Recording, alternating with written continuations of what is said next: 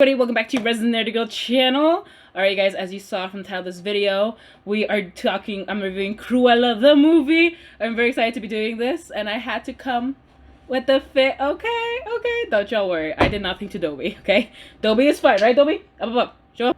You see? Dobby here. Dobby's your good boy. Here you go, boy.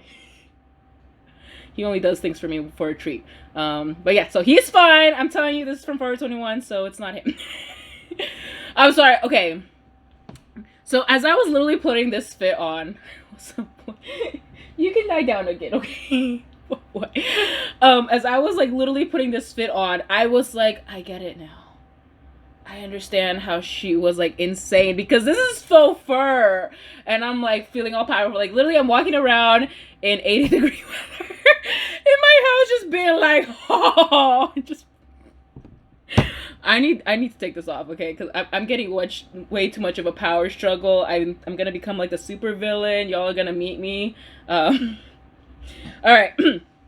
Also, I remember when like ColourPop came out with like their like villain collection. So I did it. I wore my Cruella stuff because I'm like, when else will be the perfect time to wear this besides now? All right, you guys. So as y'all know, I'm gonna be. Should you watch it? Should you pay the $39.99 premium, or should you go to theaters and watch it? Because as you know, theaters is back on. AMC does have $5 Tuesdays for anybody who has their membership. I believe the yearly membership, the cheapest one, is like around $12. That's the one I have. So I do recommend that, especially now that like we are all getting our vaccines. I hope we are all taking the necessary precautions, still wearing your masks, of course. But anyways, and social distancing. Like AMC is still doing that, at least in my area. So. All right. So, okay. So is Cruella de Vil worth it? I mean, Cruella the movie with Emma Stone. I really enjoyed the movie, but I didn't like the ending. I didn't, because here's the thing. In my opinion, I thought Cruella was going to be an origin story, So if you ask me before, like, any spoilers or anything, if you're asking me right now, should you watch Cruella, the movie? I'm going to have to give it a 7 out of 10. I did really enjoy it. Like, the effects were great. The costume designs are awesome. I mean, obviously this is nowhere near the costume design, but it's definitely like making me come out a little bit more out of my comfort zone now. I don't usually wear this, especially in 80-degree weather. But I'm like, we do it for the fashion, ladies and gentlemen. We do it for the fashion. Am I right? Anyways, so it's definitely like very fun to watch, a very fun movie to watch. But there are some things that I still think that we could improve upon if we all wanted to. So definitely 7 out of 10. It's definitely a fun movie. Do I think you should pay the Disney Premium thing? No. Okay, I think Disney's just trying to get us out more money. I do highly recommend to go see for $5 Tuesday. Would I go see it in regular movie theater prices? I don't know. I mean, it's definitely very visual appealing. Like, I mean, I will, like, I have, like, a couple other friends who want to still go see it, and I'm like, I'm definitely willing to go rewatch it in theaters again for the $5 Tuesday. But to pay, like, a full, what is it now, like, $20 plus popcorn and everything, I don't know if I'm up to that much. But definitely $5 Tuesday, I'm like, it's good. All right, you guys. So pretty much, let's just talk about a little bit of recapping of the movie. The movie starts off with how, like, Cruella's name, like how she kind of got her name, because her name is really Stella, and then she became Cruella, and then we find out that her like mom, first of all, from here, spoilers on, that her mom isn't actually her mom, that her mom is actually the villain of the story. Like it's like insane. You also find out why she's not a big fan of Dalmatians at first. Anyways, and the thing that really gets me, that I don't really like about the movie itself, the biggest thing that I really want to critique first off, is the fact that it's very Maleficent. Like, how like in Maleficent, they're like, oh, well, the story got twisted as like the years were told, and that's why Maleficent is portrayed as evil, but she's actually like she's the heroine of the story. Versus here, they kind of just say like the media portrayed Cruella wrong, and they always need to find a villain or something, which is why she wanted to kill like Dalmatians and everything. And I'm just like,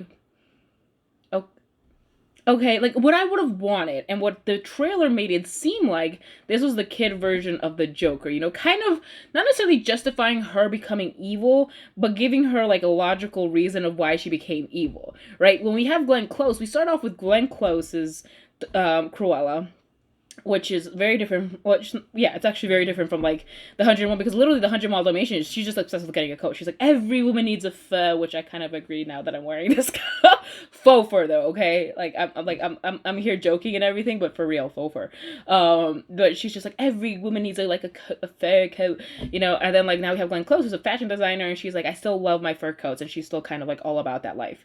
So we also get that aspect now, this Emma Stone's, we kind of like, she's still a fashion designer. She's still everything, but she's not obsessed with the fur coats, which I think is really important story to Cruella, you know? And I'm like, how is Disney going to justify a woman who likes to kill puppies? Like, how will Disney? And I'm like, and like, literally, I'm racking my brain, like, before I watched the movie, I was like, how do you justify something like that? And weirdly enough, they actually came up with a pretty good excuse. So the way that they went about it is that Emma Stone's mother got technically killed by Dalmatians. Like, she was being pushed. Like, the Dalmatians came and attacked her, and that's why she wants a coat out of the puppies, which I'm like, it's very different from Glenn Close, where she's just like, I'm just obsessed with sports, you know, type of mentality, like, which, like, her, like, psychoticness, her villainness has no real, like, start point. And yes, I think sociopaths don't necessarily have, like, a real reason for being that way, if I'm not mistaken. Oh my gosh, my psychology 101 is like, woo! It's just like flying up my head right now. So I understand that, but I think it would have been really cool to once again see those little droplets that would have like driven her to become like that obsessed, that crazy into wanting the Dalmatian coat. Like, yes, in her head, like, it's just like kind of like it could have progressed to the point where like she's like, I want a Dalmatian coat because like Dalmatians killed my mother and blah blah blah blah blah, and it's the 70s, and so we're still not like, people still have furs, and it's still not like necessarily that taboo there and all of that. So I think that would have been interesting to see her kind of go crazy, like the kid version of the Joker. That would have definitely been interesting. Very dark for Disney, but Disney, it's not the first time they've kind of gone a little bit off script. Like, I'm always gonna throw Pirates of the Caribbean. You know, I'm like, it's not the traditional kid movie. It's really not. It's really, in my opinion, kind of out there of a movie. You know, we get Jack Sparrow, who's constantly drinking rum, and he's just like sleeping with women all the time. Like, he's like he has just the most interesting backstory itself. But we started off kind of in the middle of his story where he's no longer captain because he has no boat and everything. And I'm like, you could have done that with Cruella. I'm like, I understand that like killing puppies is is a little too like off-brand for Disney, but I still think we could have at least gotten to that point where like she decides, you know, because again, I thought that Emma Stone's Cruella was going to end where Glenn Close's Cruella started. That, because again, it's called Cruella, and then we got into 101 Dalmatians, you know.